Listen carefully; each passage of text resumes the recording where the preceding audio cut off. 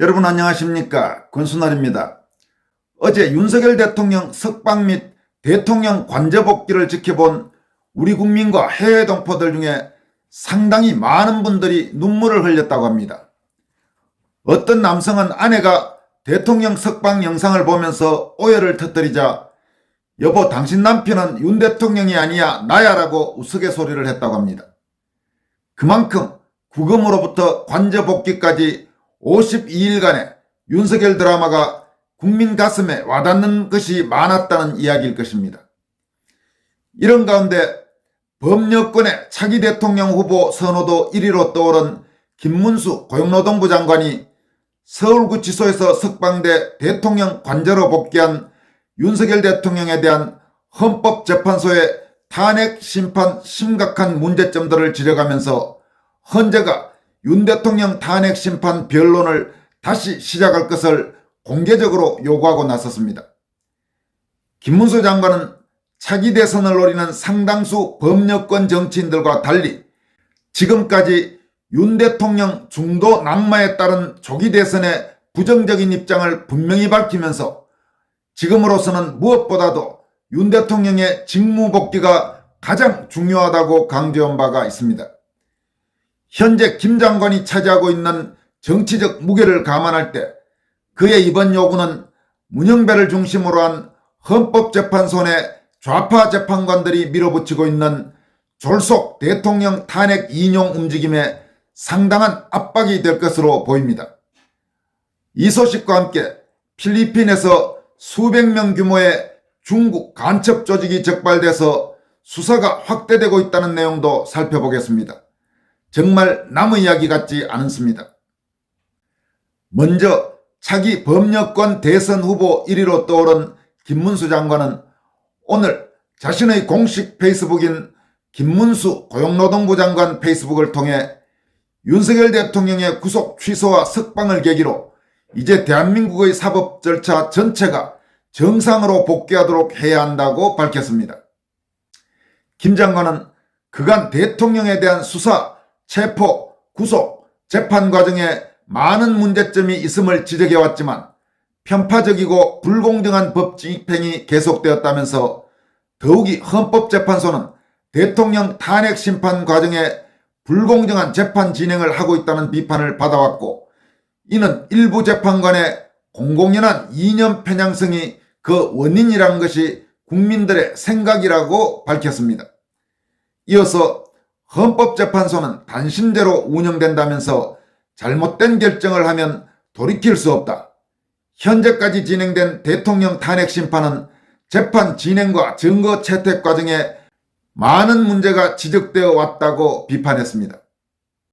김문수 장관은 그러면서 우리 헌정사에 돌이킬 수 없는 잘못을 범하지 않기를 바라는 심정으로 헌법재판소가 윤석열 대통령 탄핵 심판의 변론을 다시 시작할 것을 요구한다고 밝혔습니다. 그는 공수처의 불법적인 수사에 관련된 증거를 탄핵의 증거로 사용하고 있지 않는지, 대통령의 불법 구속기간 중에 오락가락 말을 바꾼 허위증언자가 있는지 다시 조사해야 한다면서 이재명 대표의 판결 선고 일정에 맞추느라 윤석열 대통령의 탄핵 심판 일정을 무리하게 진행해왔다는 국민의 깊은 의심을 불식시키기 위해서라도 그렇게 해야 한다고 강조했습니다. 김 장관은 헌법재판소가 이를 무시한다면 앞으로 탄핵 심판이 어떻게 결정되더라도 국민들이 선뜻 납득하지 못하게 될 것이라고 경고하면서 헌법재판소의 결단을 요구한다라고 밝혔습니다.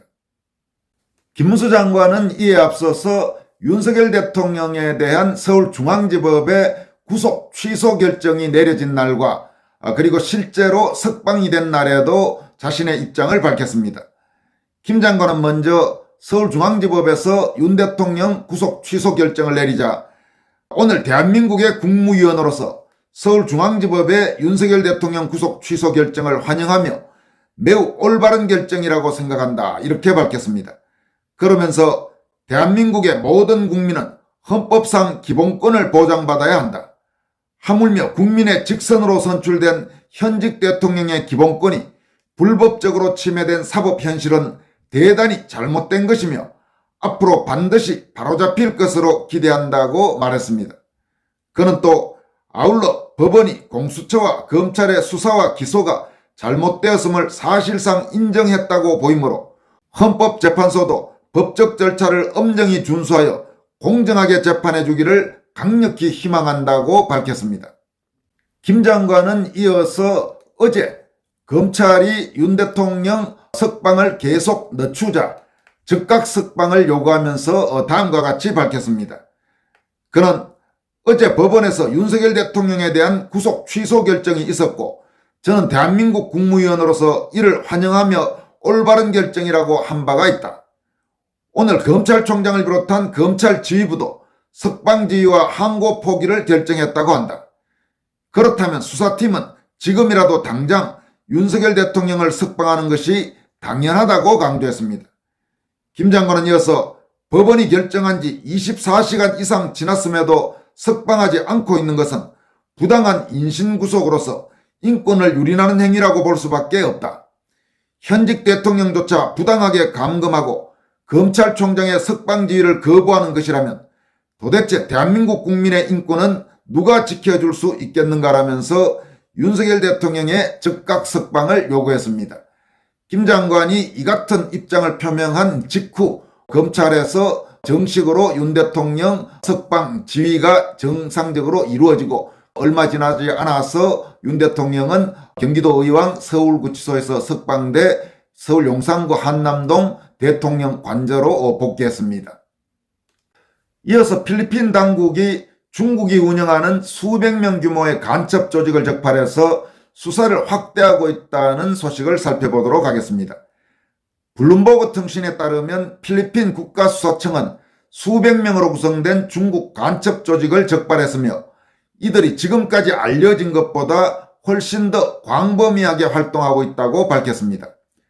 필리핀 당국자는 올해 들어서 중국 간첩 용의자를 8명 이상 체포했으며 이달에 추가로 8명을 체포할 예정이라고 말했습니다. 이 필리핀 당국자는 미국 연방수사국 FBI와 호주 연방경찰이 최근 간첩사건, 중국 간첩사건과 관련해서 기술적인 지원을 제공했다고 덧붙였습니다. 필리핀 당국은 중국 간첩이 사이버 범죄에도 연루돼 있으며 온라인 게임 업체로 유입된 중국인 중 다수가 간첩일 가능성이 있는 것으로 보고 있습니다. 필리핀 군 대변인은 모든 형태의 간첩은 국가안보에 심각한 위험을 초래하며 민감한 정보나 중요 인프라와 관련됐거나 필리핀 주권을 훼손하는 활동은 특히 위험하다고 밝혔습니다. 그는 방첩 노력에는 여러 기관 간의 협력이 필요하다면서 중국 간첩과 관련된 구체적인 내용에 대해서는 언급하지 않았습니다. 최근 필리핀은 남중국해에서 중국과의 물리적 충돌이 발생하는 등 양국 간 긴장이 고조되면서 방첩활동, 즉 간첩을 잡는 활동을 강화해왔습니다. 필리핀 당국은 지난달 25일 대통령궁 등 중요시설 부근에서 휴대전화를 도청하려 한 중국인 2명을 간첩 혐의로 체포했습니다. 또 올해 1월에는 필리핀 내 군사시설 등을 드론으로 촬영하고 정찰한 혐의 등으로 중국인 6명을 체포했습니다. 하지만 우리 대한민국은 중국 간첩을 체포하더라도 처벌도 할 수 없는 참으로 황당하기 짝이 없는 그런 나라가 되어 있습니다. 왜냐하면 현행 간첩죄 적용 범위를 적국으로 한정하고 있기 때문입니다. 이에 따라서 우리의 주적인 북한의 지령을 받은 간첩은 처벌할 수 있지만 북한이 아닌 중국 등 다른 나라들의 간첩이나 산업 스파이는 간첩죄로 처벌하기 어렵습니다. 실제로 지난 2022년 중국의 해외 비밀경찰서로 추정되는 중국 음식점 동방명주의 주인도 간첩죄 적용을 하지 못했습니다. 이런 문제점 때문에 윤석열 정부 출범 후 정부 여당에서는 중국인 간첩을 처벌할 수 있는 방향으로 관련 법률 개정을 추진하고 있지만 현재 국회를 장악하고 있는 더불어민주당이 협조하지 않으면서 법 개정도 제대로 이루어지지 않고 있습니다. 이러면서 한국 내에서는 중국 간첩들이 곳곳에서 활개를 치고 있다는 그런 지적이 잇따라 나오고 있습니다. 현재 우리나라에는 조선족 출신의 중국인들을 포함해서 약 160만 명 정도의 중국인이 있다고 합니다. 그리고 한국의 각 대학에 유학생 형태로 와 있는 중국인들도 대단히 많습니다. 더구나 더 황당한 것은 이 유학생 형태로 와 있는 중국 학생들이 우리 한국인들보다 학비는 훨씬 적다는 겁니다. 그런데 지금 중국인 유학생들 중에 상당수는 공부하는 것에서는 별 관심이 없고 사실상 한국 내에서 중국 간첩 역할을 하거나 혹은 비자를 따내거나 비자와 관련돼서 도움이 되기 위해서 이 유학생 신분을 활용하고 있다는 그런 지적도 나오고 있습니다. 이와 관련해 최근 나경원 의원 등 국민의힘 국회의원 16명은 국회에서 간첩죄 적용 범위를 현재의 적국에서 외국으로 확대하는 간첩법 개정 토론회를 열어서 법안 처리를 위한 더불어민주당의 협조를 촉구했습니다. 나경원 의원은 정점식 의원, 조배숙 의원, 유상범 의원 등 국민의힘 소속 15명과 공동 주최한 간첩법 개정안 토론회에서 간첩죄와 관련된 이재명 민주당의 행보를 보면 그들이 꿈꾸는 대한민국 사회가 과연 지속 가능한가에 대해 많은 물음표를 던지게 된다고 지적했습니다. 나 의원은 민주당은 작년에 한국 내에서 산업 스파이 사건이 발생하니 호떡집에 불 난 것처럼 본인들도 간첩죄 개정을 하겠다더니 지금은 국회 법사위원회에 묵혀놓고 있다면서 이재명 민주당이 간첩죄 개정에 조속히 협력하지 않으면 간첩이 따로 없다고 말해주고 싶다고 비판했습니다. 또 정점식 의원은 대한민국에서 형법 98조 소위 죄명 간첩으로 기소된 사건은 한 건도 없다. 형법 98조는 독자적인 처벌 조항으로서의 의미를 상실한 지 굉장히 오래됐다면서 소 잃고 외양간 고친다는 속담이 있는데 소는 잃었지만 지금이라도 형법 98조를 개정해 나머지 소를 지켜야 하지 않겠느냐고 강조했습니다. 또 법사위 여당 간사인 유상범 의원은 간첩법은 대통령 탄핵 여부와 전혀 관계없는 법인데도 불구하고 민주당에서 간첩법을 통과시키려는 의지를 보이지 않기 때문에 법안 처리가 계속 지연되고 있다고 비판했습니다. 현행 간첩법은 간첩죄 적용 범위를 적국으로 규정하는데 국민의힘이 추진하는 간첩법 개정안은 외국 또는 이에 준하는 단체를 위한 간첩 행위도 처벌할 수 있도록 하고 있습니다. 쉽게 말해서 현재 관련 법령으로는 북한의 지령을 받은 직접적인 간첩 외에는 간첩으로 처벌할 수 없는데 지금 국민의힘은 중국 등 외국인 간첩도 처벌할 수 있도록 하는 방향으로 법률을 개정하자는 것입니다. 너무나 당연한 내용입니다. 너무나 지금 같은 상황에서 반드시 법을 개정해야 되는 상황인데 더불어민주당이 협조를 하지 않고 있는 것입니다. 지난달 법사위 전체회의에서 여당은 조속한 간첩법 개정안 상정을 요구했지만 야당인 더불어민주당 등은 윤석열 대통령 탄핵 심판 결과가 나온 뒤 공청회 일정을 잡자고 주장하면서 이견을 좁히지 못했습니다. 여러분 지금 이 건 하나만 보더라도 더불어민주당은 대한민국 정당으로서 과연 자격이 있는지 심각하게 우리가 의문을 제기하지 않을 수 없습니다.